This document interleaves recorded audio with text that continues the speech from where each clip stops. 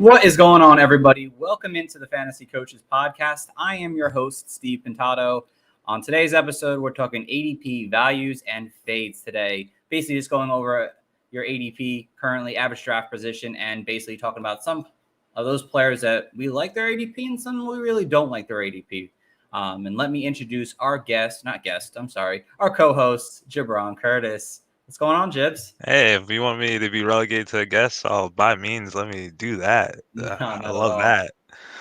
Um, No. We can't have that, man. What's going on, man? Missed you last week. it's all good. Monday. Just coming off a nice little vacation, did a lot of traveling, got back to Hurricane back home. Not like literally, but just a lot of things to do. And now it's Thursday. Oh, no. Today's Wednesday. Now it's Today's Wednesday. Wednesday. I'm looking forward to Thursday, and I'm ready to pod. Let's get it. Man. I'm liking these 2 days a week podcasts now. It's taking up a lot more time in my life than I wanted to, but it's okay. It's all good fun talking fantasy and having you guys listen to us. So let me bring in our guest today, and actually a member of our team here, Justin, who just joined this past month or so now. So Justin, what's going on, man? Welcome into the show. What's going on, guys? Yeah, I'm real excited. First time on the podcast, so I'm ready to rock and roll. I'm real excited. What's that fan head behind you? Got Jamal Charles. I was gonna say Let's that. go. Yeah. I love it. There we go. I didn't get to ask you, what's your favorite football team? I think I've asked you yet before. I'm a Bears guy. I'm from Chicago, so yeah, real exciting year. I mean, obviously we got Fields. Couldn't be more happy about that. So I'm real excited for my Bears. See what Fields got this preseason. I'm excited. I'm trying to correct my life, but hey, man, it's a good time to be a Bears fan in that name. I mean, right. Got the quarterback position again. I mean, I feel you, man. Dolphins fan. I feel like we're doing a new QB every 2 years. So hopefully there's some glimmer for both Fields and Tua this year. So, and maybe Jalen Hurts too. I'll throw you in there too, Jib. So we'll see how that works out. You guys have been pretty good on quarterbacks at times over your guys' longevity. So Donovan McNabb was almost a decade. So can't go wrong with that. Yeah, you're right. But like I said, on today's episode, guys, we're talking ADP fades and Andy Dalton for life there. That's our coach Rob there. Oh, okay. I don't like it, but Andy Dalton's red rifle. It's Joe Burrow's time now, so let's not live in the past anymore, Rob. So like I said, today's episodes, we're doing ADP fades and values. We'll get to that in just a second. We do have some news to talk about. Again, a lot of it's hype stuff still going on. Everyone loving everyone right now or hating whatever. But this was interesting. This came out today. Carson Wentz could play week one. So could Quentin Nelson. They mentioned that they could possibly play week one, which is intriguing because, there's that beginning, timeline of, 6 weeks at least for them to even come back. And now they were talking about them possibly playing week one. Again, it could very much not happen. But with this information here now, guys, I'll let you go first, Justin. Does this intrigue you to maybe want to get a guy like Carson Wentz as your QB2 or as like a backup quarterback now in drafts? Or are you still staying away from him right now? Yeah, I mean, as far as right now, I'm staying away from Wentz. Right when the Colts made the move, right, I was feeling great about it. I still think there's some gas left in Carson's tank, but the injury's concerning. And hearing this week one buzz, I don't know if it's just the coaching staff and social media is trying to get the pot stirring. I know everyone wants to see Wentz play, but as far as fantasy, I'm staying away from him. And I'm actually nervous to take people like Pittman or all those options. I mean, it's hard when Wentz is questionable to start the season. I'm staying away from him. It's too many red flags for me. Yeah, no, I definitely love your point there, honestly. It's definitely somewhat of a concern for sure. Jibs, What about you, my friend? Are you feeling similar to what we kind of feel, or you have some optimism? I'm not touching him. Just because even if he does come back, like I know just being an Eagles fan and just going through it year after year that like it's like gonna linger. It's not like he's just gonna. It's 3 to 4 to 12 week injury, and he's gonna come back like pretty much an 8 or so. Like he's coming back early no matter what. But I just don't think he's going to be healthy. And still, like Quentin Nelson's a big piece in the offensive line. They say he's going to play, but I don't like offensive linemen just going into like the year just like that. So throughout the year, it could be like I'm not saying like anybody could get hurt, but I don't think it's going to be as productive as if those two were actually like at 100%. So I'm downgrading him. I don't know if he's going to go drafted, but like he could be a nice waiver asset if you get him after the free agency. Yeah, and I think that's how you should play with a guy like Carson Wentz right now, and not kind of go out there and try to expect him to be back by week 1. Because even if he is back by week 1, again, there's the injury, that's going to take some time to kind of get back on his feet in the correct way, especially for the NFL. So it's probably better off you either draft him with your last pick if you really want to think that he's going to take that next step. I don't think anyone was really thinking Carson Wentz was going to be a top 7 quarterback this season. So you're probably better off, like we've all kind of mentioned at this point, just let him sit on waivers. And if he starts playing well, go pick him up then.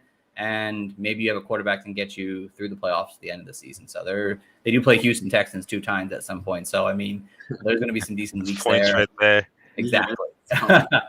So I lost my other note here, but I'm going to leave it off. But Rashad Bateman, the rookie wide receiver from the Baltimore Ravens, he's week to week right now. He suffered an injury over the last couple of days now. I believe it was like a groin, core muscle injury, and then he actually had a foot injury. I think that's what's really keeping him sidelined at this point now. But I don't know if you guys were high on a guy like Rashad Bateman because of the opportunity you could maybe see in this Baltimore Ravens offense and the fact that he was a first-round pick. But are you guys targeting still, or is this kind of leading you away from that? Jibs, I'll let you go first on this.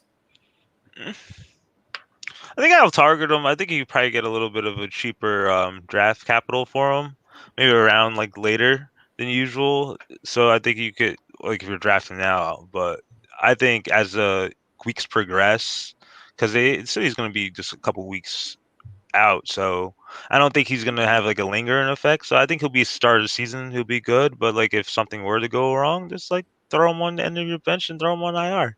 Perfect. Boom. No problem. I mean, that's not a bad way to think about it, that's for sure. Justin, what about you, my friend? How do you feel about the injury with Bateman?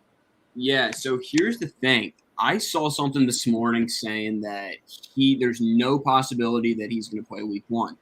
Now, I don't know if that's 100% true or not, but if that is the case, it obviously worries me. I mean, his type of injury is something that could be reoccurring throughout the season. And because of that, that worries me. There's more people like Sammy Watkins, I feel like, that might have a little boost. I mean, he's been unbelievable every week. Week one. Week 1. Yeah. Wait for the week 1 game. If Bateman's not playing week 1, I mean, Sammy Watkins could be a last-round snag just to throw him in there. I mean, who knows? But as far as Bateman, I'm nervous. I mean, Lamar, it's a run-first offense, right? So even if he was healthy, he would still be that second, third option on that team on a non-passing squad. So I'm going to have to give a pass on Bateman. But hell of a talent. Great talent. Yeah, and I think I'm actually on the same board with you as Justin. Like, you heard last year about Deebo Samuel, his foot injury, though he had surgery, actually. It was a little bit different of an injury. But anything I feel like involving the foot with wide receivers, it's for me, it's a situation to stay away from because it's going to come back like you've mentioned already. And he plays wide receiver. He's going to be using his feet constantly. And again, if that's that kind of injury that's going to continue to come in and come back week in and week out, it's not something I really want to deal with. I get the upside, though, of his game because if he can stay healthy, obviously he could be their wide receiver 1 on their team there. But the injury definitely does scare me off a little bit. I think, like Jibs mentioned, getting him in, if you get him at the end of your draft, like 15th, 16th round, I'd be okay with that, obviously, because he's gonna get drafted. It's gonna happen. Someone's gonna take him, and if he kind of falls into that last few rounds, I think you'll be pretty fine to take that risk at that point. But don't expect him to be a round 11, 10 guy that you think could be a contributor week 1 because I don't think he's playing week 1. I agree. All right, guys. So now we're going over to our main topic of the day here, and it's ADP values. We're going to do the values first. We'll be positive with our takes today. So, Justin, I'm going to let you go first on your very first one here. What's your first ADP value? Good ADPs? Yes. All right. My first one, I'm going more earlier in the draft. So ADP around the 3-4 wrap is Bears running back David Montgomery. I really like him. He's more of an RB2 range. Like I said, he's near the 3-4 wrap. His last 6 or 8 weeks, I believe, of the season, he was a top 10 running back, clearly. And the thing about him is he's a workload back, right? Nagy said this summer I would be shocked, and I want to be determined to give this man 20 touches at least a game. So just hearing that, right, perks up my ears. He's a very hard runner, and I feel like 17 games this year, he can easily get 1,100 yards, 8 touchdowns, maybe 10 up there. The thing about him, though, is the PPR value, right? I mean, yes, he's a workhorse, but there's people like Tariq Cohen coming back from a whole season-ending injury last year. Got Damian Williams, the rookie Khalil. I mean, there's a lot of bodies there, but at his position, if you can get him at an RB2, I mean, he was a top 10 RB for almost the whole second half of the season. So as an RB2, I could live with that. I really like his value. And do you happen to mention where his ADP is currently right now? Yeah, it's towards the 3-4 round wrap. So anywhere from the end of the third to the start of the fourth. Around 40 typically. 40, yeah, right. 38. Yeah, I just had a draft actually 2 days ago, and I got him with the second pick in the 4th round as my RB2. So around that range, right? Right now, like looking on their site, it's 31 fantasy pros. Yeah, it ranges. That's He's high. 3-4, right? So even on it's 28 right now, actually on the half-point PPR. But if you're getting him, like Justin just said, in round 4, the value is there absolutely, because you're not getting many workhorses backs at that point there. Yeah, just as RB2, like not even that 4th round. If you can get him as an RB2, I'd love that. Okay, like I said, I don't hate it. I like Montgomery's talent for sure, and if he sees that workload that they're talking about, I mean, he's a value at that point. I think of the drafts that other teams are just other running backs probably going ahead of him could not be getting. We just think are going to take that next step. So Montgomery's done it last year, even though there's controversy on how his season went, but yeah, he's got a lot of he's got perks this coming season here for sure. Jibs, my friend, over to you. What is your first ADP value? Okay, looking at Fantasy Pros ADP, half PPR scoring, it's Devontae Adams. It goes without being said. Obviously, there's a market adjustment coming. Like he was probably like lowered on the rankings with the Aaron Rodgers situation, but now it's gonna keep rising up and up. But like right now, he's 12th, which is like behind pretty much a good tier of running backs. We have Nick Chubb, Saquon Barkley, Ezekiel Elliott. Yeah, those guys, and Aaron Jones and Travis Kelce, Tyreek Hill. But for me, like this guy last year scored 300 points in half PPR scoring, and he averaged 21.5 points per game. Like that's a guy I want. That's a safe pick. Like I think, like I know he's been injured and had like maybe missed 2 games pretty much last couple of seasons, but I'll take those lumps. But like I just think Aaron Rodgers this year and Devontae Adams are going to go on a revenge tour and just destroy the NFL league. And I want all the picks. I want all my chips on him. So like I'll pick him like high as 6 because like I'm kind of queasy on Saquon Barkley. I feel like it's a safe pick after that. I think he could have more catches, which will kind of like negate like Nick Chubb being up in that ranking. So that's my take on it. Last dance. Yeah, that's going to be a great one this year. I love that one, Jibs. Honestly, the way you think about it, it's like the RBs are such a up and down position in terms of boom or bust in terms of injuries. And yeah, Adams had his own situation when it comes to injuries, but he's just so dominant, and likelihood of him missing many games are not as much as a possible running back going down early on in the season. Especially, we all know that our round 1 running backs usually get hurt. Someone usually gets hurt in that round 1, and Adams, if you take him as early as 6, I mean, and he's going as late as 12 at least. I mean, you're just getting value there in your drafts this coming season here. That you just take that stud and just. I know Jibs last year had Devontae Adams everywhere, and I loaded up. Like I hated playing against it because he was putting up 20 plus fantasy points each and every week. So it's just something you don't want to deal with as an opponent. So you might as well go get him and grab him as your wide receiver 1 in those early round 1 drafts. So then you go back and you may have like Mixon and like I guess Harris, all that stuff. No, I'm saying from like that tier and below. And then you could decide from there, or you could just wait, pick a receiver, and then hopefully Monty's there for you. Boom. Right? That's a nice solid 3 to start the season, besides Mixon, though. But nice solid 3 here. So my first one here, I just want to make sure I didn't take your guys' one again here. No, I didn't. Okay. My first one was A.J. Brown. And A.J. Brown right now, in terms of Fantasy Pros, he is going ADP number 24. So he's going at the end of round 2, beginning of round 3 right now in drafts. And to me, it's just mind-boggling because I think now you give him a weapon that's going to take off the double coverage that he dealt with all last season. He had surgery this offseason on his knees that he apparently had a terrible injury as he was going through the entire season. He was dealing with injury the entire season that he needed actual surgery for, but yet pulled it off for the season. Now that he's had that, he's out of the way with it. Ryan Tannehill and him have that tremendous connection over the last 2 seasons now. They've been literally the top tier in terms of wide receivers and quarterback tandem since he's become the starting quarterback. And again, going into another year now, less pressure with Julio Jones on the other side of the field at this point. And you're getting him at the end of round 2, beginning of round 3, who could at this point, I think, even with Julio Jones there, could end up still being the wide receiver 1 in fantasy because he is so dynamic with the ball in his hands after the catch. What he's able to do when he gets to open space is remarkable. And again, I think that's a value right now that if you're getting, I think if you get Christian McCaffrey at 101 and somehow A.J. Brown falls to you at basically the 212, you have yourself a wide receiver 1 there, like without question. And I think A.J. Brown is going to make a lot of fantasy owners happy this season. Okay, here. So we're going back around the circle again, guys. Here, Justin, you're back up on the clock here. What's your second ADP value? Yeah, so I'm going to turn the clock back a little bit on this one. My second player is actually Odell Beckham. His ADP is around 70, so 7th round according to Fantasy Pros. Anywhere 68, 69, 70.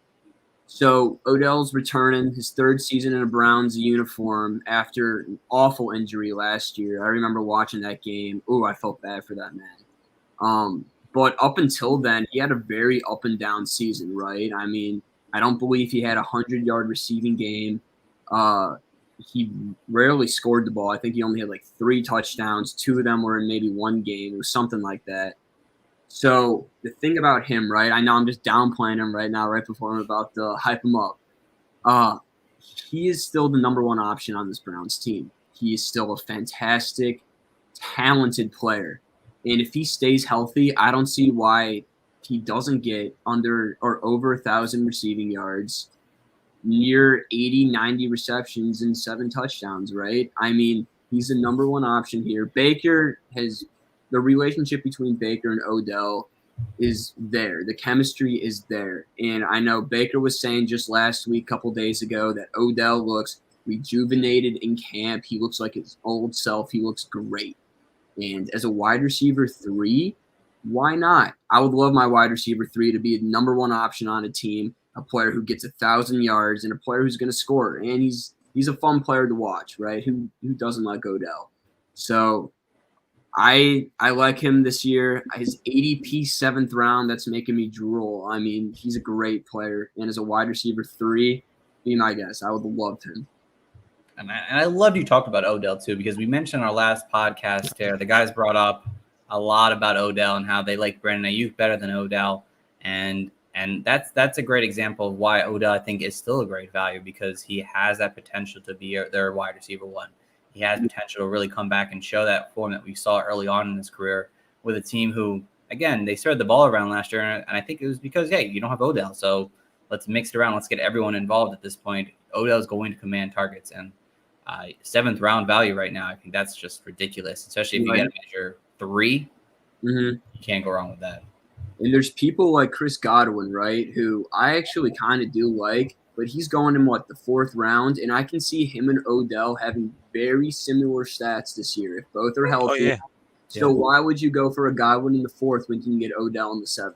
That's just me. I feel like the ADP is there. Great value. No, that is fantastic value. Can't go wrong with that whatsoever. Jibs? Imagine 2022 season, the year Joe Mixon, Odell actually come through. That would be all right. Oh, same season. That'd be wild. I would not be. People will be going nuts, yo. People are going to be nuts. That'd be great. Oh Lord. So my second, this is very good value. So if you guys want to go insanely into depth with running backs, keep picking them, get some top tier running backs, and kind of just put on wide receiver. Just pretty much 0 wide receiver, but get Russell Gage. Russell Gage is criminally undersold. This guy is going Fantasy Pros wide receiver 58 58, right? So that's basically like no man's land, pretty much undraftable. And I know you can figure he could see the stats with the elevator role with Julio Jones going to the Tennessee Titans. But I will definitely concede that I think Kyle Pitts would definitely take the lion's share of what Julio Jones vacated targets. But still, I think he could have a similar season.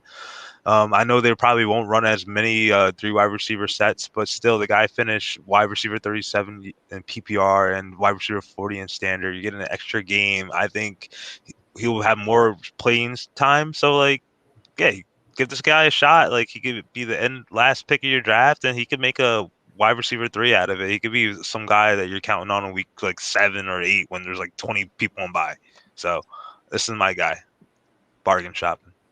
Bargain shopping. I like that term there, Jib. I love it. Yeah, I mean, I think people are down on Gage because of a guy we're going to talk about later in Kyle Pitts, and him being the step-up guy to be that true number 2 pass catcher, where it could very much be Gage, and the way you're getting him at, like Jib just said, you can't go wrong with that. End of the season on the tear too, so he sure did. All right, so my next one, guys, I'm going down my list here. I'm just going through what I have here, and my next one is Darrell Henderson. He's right now at Fantasy Pros half-point PPR at 56, which puts him around 6 right now or so. Can't do math right now, but around 6 right now or so, and I think it's just criminal. I mean, we talk about Cam Akers as literally like a top 10 running back, a top 10 pick in drafts this year before he went down, and he had Henderson there too. It wasn't like Henderson wasn't there. And now Henderson, again, I guess he's creeping up slowly. Obviously, he's going higher. But, I mean, even now, I'm doing drafts right now, and I'm seeing him go in the 5th round still.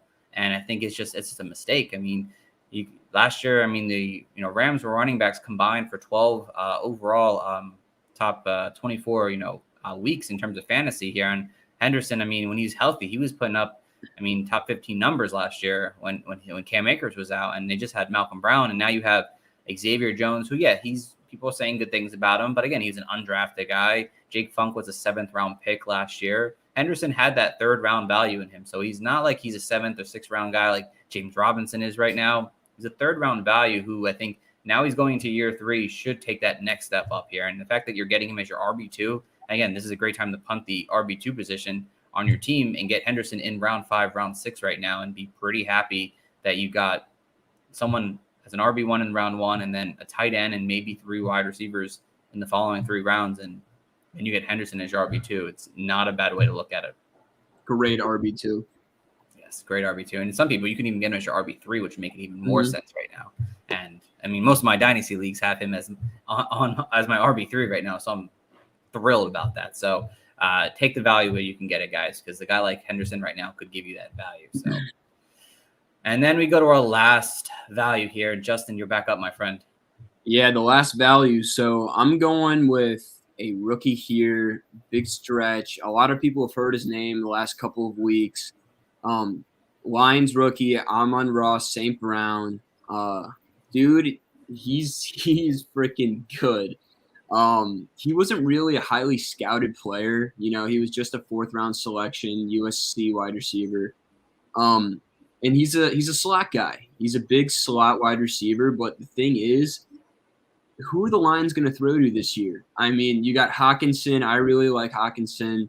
I think he actually might lead the team in targets. But you got Pierman, Darrell Williams. There's a lot of room for him to become that number 1 option. St. Brown, again, he plays in the slot, right? And their new quarterback, Jared Goff. He loves his slot guys. We saw this the last couple seasons as Cooper Kupp has basically taken the league by storm, right? I can see that with St. Brown. I really can. And everything that's going on with camp, I'm not sure if you guys are seeing this, but he's all over the place in camp. There's that video of him doing that one-handed catch right before practice. He's saying he's the first one there, last one out. He actually got in a fight with another rookie, and the head coach loved it, dude. Like, they're really liking this guy. And just yesterday, there was a clip of him hurdling over Akuda, their best cornerback, right? So I really like this guy. I think he's going to have a lot of targets. People aren't thinking so. Again, I think he's I can check right now. Fantasy Pros has him as the 66th wide receiver. So he's almost undraftable. Definitely one of the last 3 rounds. I would snag this guy because he is a hidden gem, and he can definitely be a wide receiver 3 flex play weekly. Yeah, no, I love that pick there. I was a big fan of Amon St. Brown when he was coming out this draft here, and he got himself in a situation for opportunity, which anyone can love that. I know Jibbs loves opportunity for sure. Yeah, you can't go wrong with St. Brown because he could easily be their wide receiver 1 come week 1, kind of have that, Terry McLaurin-like season early on in his career that just gets him into that top echelon early on in his career because of the opportunity that's given to him. And again, Williams and Perryman, they're injury-prone guys. Cephas has never shown us yet. Though I like him, hopefully he steps up, but he hasn't shown it yet. St. Brown can easily just take that mantle and be the number 1 for this team here that they desperately need someone to step up. So outside of Hawkinson. Yeah, it's a weak receiver room. And I think even if he doesn't excel week 1 or 2, he can definitely figure it out throughout the season. I know Justin Jefferson last year, he was on a snap count, but even he didn't see too much action the first 2 weeks, and look at what he ended up doing. Not saying he's going to be Justin Jefferson, but he has a chance to find the spot on this team where he's very relevant. My dynasty leagues would thank me if that was the case. Yeah, the best thing about it is there's no one there. Like, he just has a shot to just improve. Like, Jared Goff is just kind of just holding the team down till they like find the next guy. So just full steam ahead. I like that. Full steam ahead. I love it. Over to you, Jibbs. What do we got? Oh, I'm gonna go Jamal Williams. Fantasy Pros has him as excuse my dog. ADP of 126, which is very adequate. He's probably one of my favorite bench running backs you could get, just because he has a little bit more standalone value than the rest. And like, I know the coaches are probably just kind of feeling him as well. Like, they already been glowing about him, saying that he's like a 1B running back to DeAndre Swift. But like, the kind of like cherry on top of it right now, like, not DeAndre Swift's impediment, but like, he's kind of dealing with the soft muscle injury, so like, I think it could pay dividends early on if you like get him late, and I think he'll have a little bit more like playing time, just because I don't think they're just going to hammer him out for 15, 18 touches a game, DeAndre Swift. So like, I think they're going to slow him in. So we saw what he did when Aaron Jones went down last year, putting up 20 points a game and stuff like that. So like, I think the guy's legit. I think he's a good guy to get late in drafts. Love that pick there. And the one thing I want to mention about that is that, we're all talking about DeAndre Swift. We're lowering him because of Jamal Williams there. And you see DeAndre Swift go later in drafts now, but Jamal Williams isn't going any higher in drafts. Yeah. And that's the one thing I noticed. He's just staying where he is in later rounds. It's like, how are you going to bring down Swift, but you're not going to bring up Jamal Williams higher because of that? So there's some issue there. And obviously at this point, Jim's mentioned, it's a great value, because if something happens to Swift, you have yourself another RB1, which you've seen out of Jamal Williams at times in Green Bay. And he's a good guy. He loves anime, and like, he's just funny. That's why you should draft him. He loves anime. He's a comedian. He's definitely a comedian. He's so funny. Definitely a great pick there, Jibbs. And then my last one here, real quick. I went with Joni Smith. He's currently going ranked 158 overall. That puts him around 13, 14 in like a 12-man league right now. And to be honest, that's tight end 16, and it's just doesn't really make a lot of sense. Yes, Hunter Henry is there now. Yes, it's Cam Newton, but we've seen Cam Newton keep Greg Olsen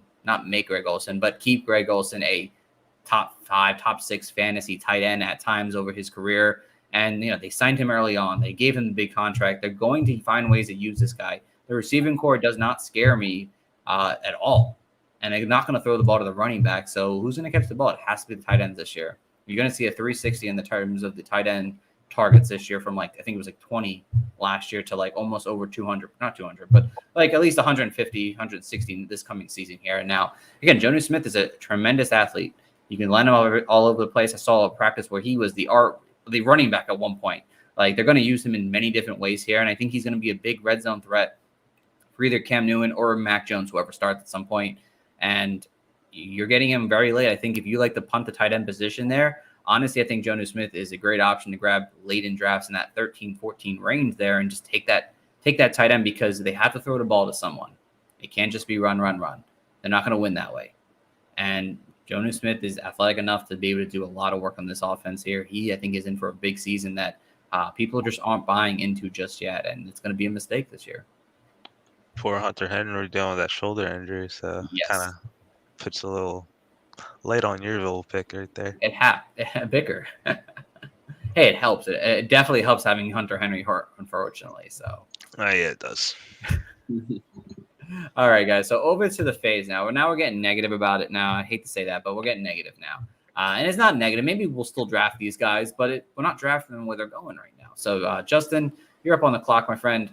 Where's your first fade? Yeah, I'll start with the first round guy, Jonathan Taylor. All right, so I might be getting some hate for this. I might not. We'll see. But Taylor's coming into the year, and he's trying to basically start where he left off. I mean, his last five weeks of the season, the dude was averaging over 100 rushing yards. He was a touchdown machine. Dude is a fantastic talent, but first round for me, it scares me if I'm being honest. They got running back Marlon Mack coming back. They still have Hines in the receiving game. The questions about Wentz, their offensive line. Yes, they do have a great offensive line, but injuries appear to be happening more and more for this Indianapolis team. The reason I'm nervous about Taylor specifically is his snap count. Last year, he was around 58, 59% on his snap count, and that's over half, but compared to all the other first-round running backs, it's nowhere close to the snap count that the other guys are getting. I'm nervous with Marlon Mack coming back and, again, Hines there in the PPR value. I feel like Taylor, yeah, he's going to have a good season, but as a first-round pick, guys, I mean, I'm nervous. I don't know what you guys think about this, but it's a loaded running back room for me, and I think I would rather have someone like, I don't know, Saquon or Zeke. If they fell to me, I would rather have them over Jonathan Taylor. I'm not disagreeing with you whatsoever. I'm on the same boat there. Jibs, I don't know about you, but I'm definitely on the same boat there. Oh, I think I don't think I would want him as a first round either. But like, if you're kind of in a pinch and things get better with the Colts situation, and you want to consider him and that swing pick, hey, go ahead and take him. But like, I still think maybe you probably value him. What would you guys say? 14, 15? I don't know. Something like that. I mean, like Austin Eckler, I would rather have an RB like him. If I'm PPR points, of course, I would almost rather have Austin Eckler than Jonathan Taylor in the second round instead of Taylor's ADP in the first. I don't know. That's just me, but Taylor scares me. He definitely does. He's a confirmed round 2 pick for me at this point. I think like I'll take him at 16 or 17 because I feel like you'll still have like a couple of receivers dangling like DeAndre Hopkins as well. So like I definitely take that route. Like 2.5 I'm okay with, but I'd prefer anything 2.5 and later. I think everything else is a slight risk. And I think you mentioned a lot of things that were pretty fadeable about him right now. So I like that a lot there. Jibs, over to you, my friend. What do you have for yours? I'm gonna go Trey Sermon, just because I think it's kind of just the running back panic kind of zone, where you're just kind of just missing out, trying to just fill the position, and you just know you're kind of banking on a couple of things, like San Francisco uses their backs, Raheem Mostert kind of has been nicked up, and he's an older running back, so you figure that he will kind of get in with the game early on in the season, but I just don't want to ride in there. There's a lot there's a couple more players I like personally in that range, or I just want to fill my roster with. Like you probably still could get, like if you haven't taken your quarterback, you could find Ryan Tannehill, AJ Dillon's still out there, Tyler Boyd's down there. Come on, like. And the list goes on. Brandon Cooks, Antonio Brown, just kind of people like I want to like fill my rosters with. I'd rather have these flexes, higher end flexes, than a guy who's just going to sit on my bench and be fodder for maybe, or we don't know what his playing situation is going to be either. So like, I don't know. I'd rather take my chance with those guys and get 8 carries a week. Yeah. Again, I'm not a big fan of Trey Sermon either, honestly. I think that people are going to draft him higher. I mean, I think he's not going as high yet, which is good. But if something happened to Mostert, I feel like his value is going to just skyrocket, and I think get out of control like Dave Montgomery's did a couple years ago. I think he has his own injuries to deal with, so I like the fade there, Jibs. I don't hate 93 right now. I like the fade too. I definitely like the fade here. I would see him maybe more in dynasty leagues, but as far as redrafting, you're basically banking on injuries for Sermon to really get snap counts. So I think he's a great running back, but year one redraft leagues, no thank you. Yeah. I'll take him maybe like 12, 14 picks, like around after that. Like I'll consider him, but not like right there. That's just insane. Yeah. Definitely agree with you guys on that one. Let's see. What do I have? My first one here, guys. I have Josh Jacobs. Right now, Josh Jacobs, what was he? So high. 30. He was 30, yes. RB, not RB, but overall 30 overall. And again, I like Josh Jacobs still as a player. I mean, but like at 30 overall, I mean, you're just asking a lot. He's going ahead of guys like Swift and Chris Carson right now, and even Myles Gaskin I'll even throw in there.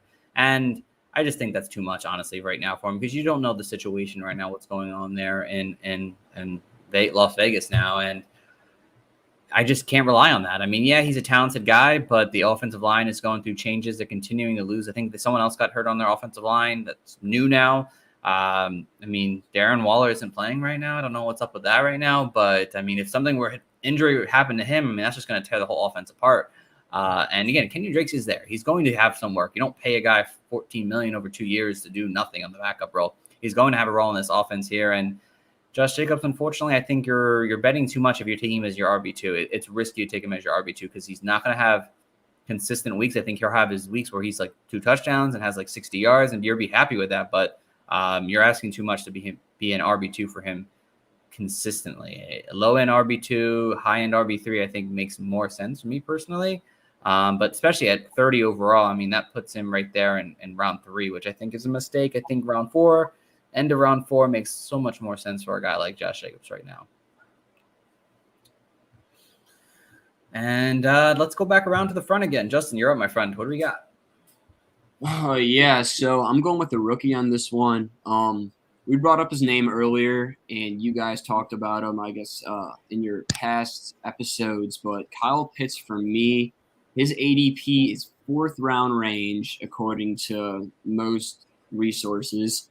I mean, Pitts, fantastic talent, right? He was unbelievable to watch in college. He probably has the most attention entering training camp, as he was the top 5 pick. He was the 4th overall pick in April's draft. And people are expecting him to take the league by the horns and dominate right off the bat, especially with Julio departing from Atlanta. It basically leaves, 80, 100 targets open. I mean, Julio was their guy. So the thing about Pitts, though, right, he's going in the 4th round. And as far as I know you guys are both older than me, so I'm sure you can back me up here. But I don't think there's ever been a rookie tight end taken in the top 4 rounds. Let's think about that again. A rookie tight end taken in the top 4 rounds, guys. Probably not. Right? I've never heard of that. Even in the Gronk days, right? It even took a couple seasons for him to start going around there. But I don't know. I'm nervous about him because unless he's a top 3 tight end, this 4th round pick is there's not enough value for me. I mean, you can get much better players in this round. You're expecting them to be a top guy, and as he definitely can be, I don't think he's going to be a week-to-week basis 15, 17, 18-point guy. I mean, that's just me. I feel like he can be great if you can get him later, but 4th round's way too early for me. Yeah, kind of on the same page, honestly. I mean, I think people will take him just because they're the what-if scenario, but I mean, history has shown us, I mean, rookie tight ends, I mean, their best seasons are like 706. I mean, you're taking him at his ceiling if that's the case. You're not taking him at a value right now. And it's not really worth the 4th round investment when someone else who can get as a wide receiver could put maybe another 50, 60 points more than he could in the season. So I definitely like that second fade there for sure. Jibs, my friend, what you got for us? I'm gonna go Ronald Jones, and like I wouldn't mind drafting him, if I'm in a pinch and like the situation's right. But he's going right now at pick 71, and like that's basically 5 picks just ahead of Leonard Fournette. So that just tells you like the kind of situation it is. Like we don't know what the read is on there. Like if you look at Ronald Jones' stats last year, it looked pretty all right. Like finished RB. 15 in standard, 20 in PPR, had like solid double-digit point scoring. But like the eye level, you're watching the games and stuff like that, just like fumbling issues, not catching the ball, drops and stuff like that. We saw what he did.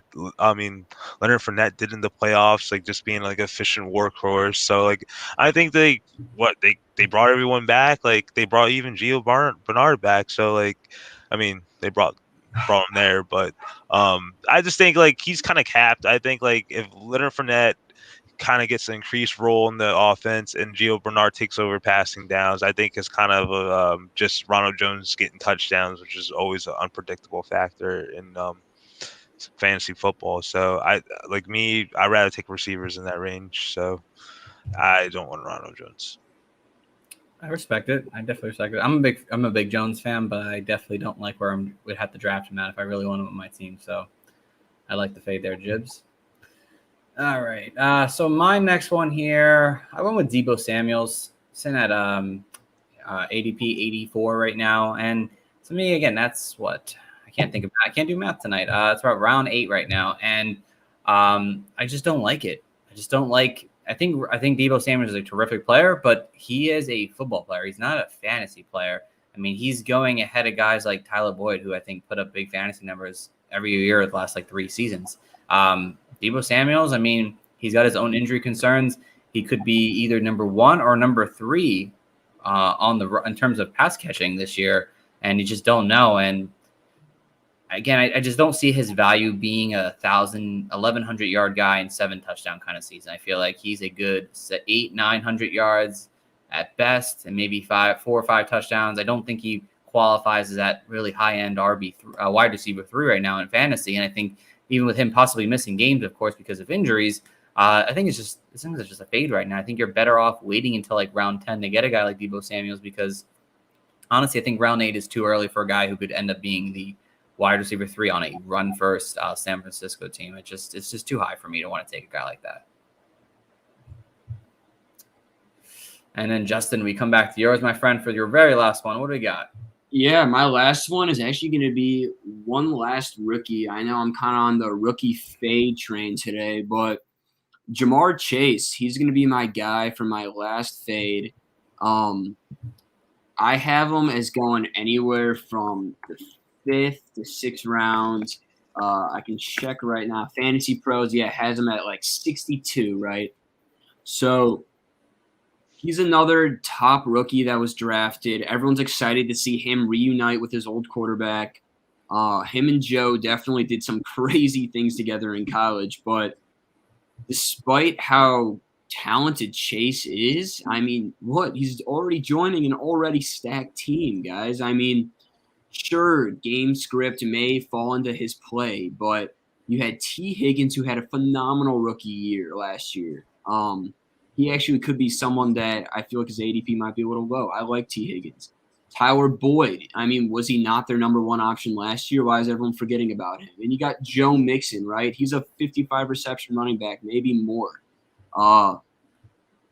There's so many bodies on this team, and the ball can only go around so much. So I'm a little nervous. And the thing is, I really like Jamar Chase. Like, I loved him in college, but fantasy-wise, I'm scared that there's going to be way too many bodies. And, I mean, do you guys even remember, like, he hasn't played in a year, right? He sat out because of COVID. People are forgetting about that. So it's been a while. I'm excited, as a lot of my family's from Ohio, so I hope the Bengals play good, right? But Jamar Chase as a wide receiver 2, maybe even high-end wide receiver 3, it scares me. I feel like you guys can get a lot better people. I love that. That was one of the guys I wanted to pick right off the bat. It's a great take. It makes a ton of sense, and that's why I'm like a big Tyler Boyd believer this year, because I don't see the Justin Jefferson-like season in year one for a guy like Chase this year. Yeah. Love that take there for sure. Jibs, over to you, my friend. My last one is going to be Kareem Hunt. He is. Let me look. Snaps. Uh, He's an RB2, right? People are taking him as a higher. It's Myles Gaskin range. Yeah. 49. Sorry, I need reading glasses now. ADP 49. Basically, you're like your low end RB2s, and I don't want to do that at all.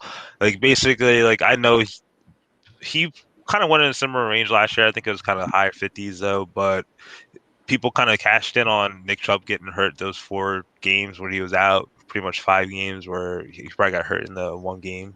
But I just don't want to get I don't want to play I don't want to roll the dice on this one just because like Kareem Hunt got so lucky with his like garbage time, like specialty role and all that good stuff. Like sometimes Nick Chubb kind of just rolled that drive down the whole field, and then Kareem Hunt will just come in, 3rd down, boom, and get a touchdown. So a lot of that kind of like imploded his value, getting him like a top like 12, 15 finish last year. But I don't think this is going to be the same case this year. I think Nick Chubb's going to be more superior, and I think it's going to kind of be a relative value. I think it's kind of risky to take Kareem Hunt that high. Yeah, you want to go? Sorry. No, go ahead.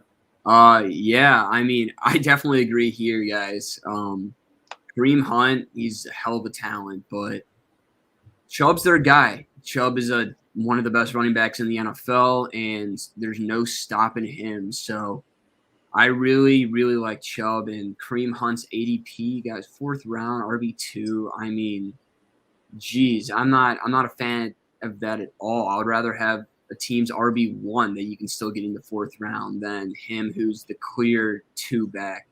And as far as handcuffs go, I just wanted to say this real quick. I don't want Chubb owners, people who draft Chubb, to feel like they need to take Kareem Hunt too, all right? That's not the case here.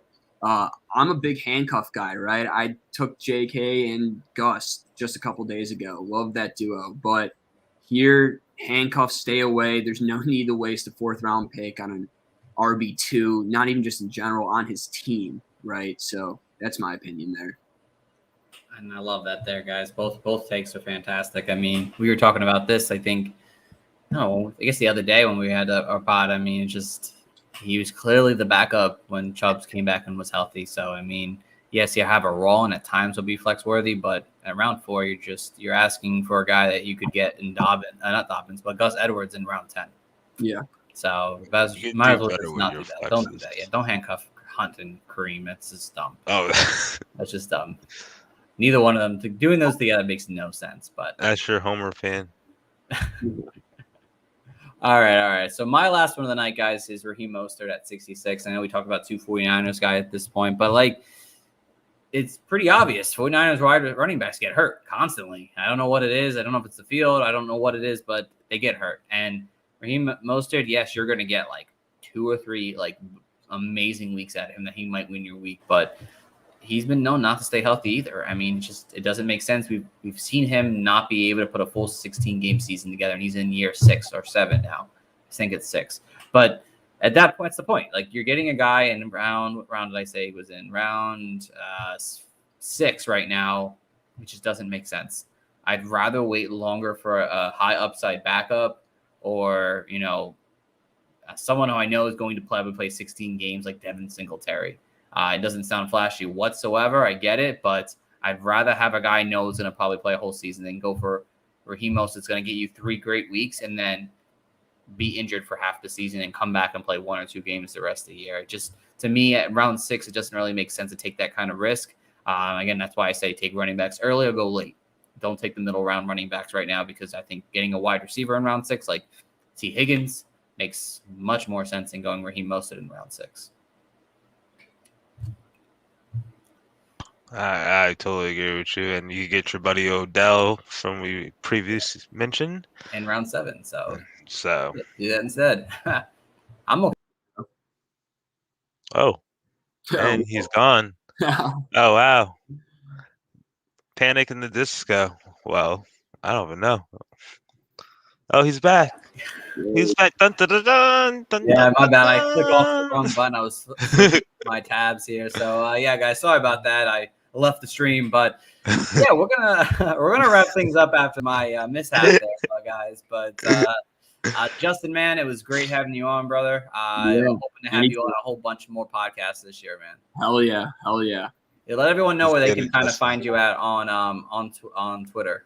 Yeah, I'm all over Twitter doing football season long, big college basketball guy. So I'll be reporting all year at just my name, at Justin Pottinger, Pottinger. Find me there, guys. Slap a follow. Yeah, so definitely give him a follow, guys. We'd appreciate it for sure. He's a member of our team now, and again, he's been posting out articles for us left and right, and again, we're gonna hopefully get him on some podcasts during this fall here and let him just talk his talk that he's been doing today. So it's definitely gonna be happening for sure. So that's pretty much it for the day, guys. I mean, as always, please go tune into the Fantasy Coaches website at www.fantasycoaches.com, where my stuff, Justin's stuff is on there, article-wise. We got rankings up there. The podcast will be up there to kind of listen to after the fact if you like. A lot of things going on over there. And, of course, next Wednesday, August 18th, guys, we're having our podathon for the Humane Society of the United States, kind of hoping to raise money for them and, start our charity leagues we've mentioned a couple of times on this podcast. We'll be doing that from 5 to 11 next week, p.m. Eastern time. So help tune in for that. Help donate. Just hit us up for that. And as always, you can follow us on Twitter at Coaches Fantasy. And if you want to hit up me or Jibs up and ask us any questions, you can do that at Coach Stephen P. At Hot Take Honcho. So until next time, guys, we'll be back talking wide receivers again, the next part of our tier list. Until then, guys, have a good one. Later.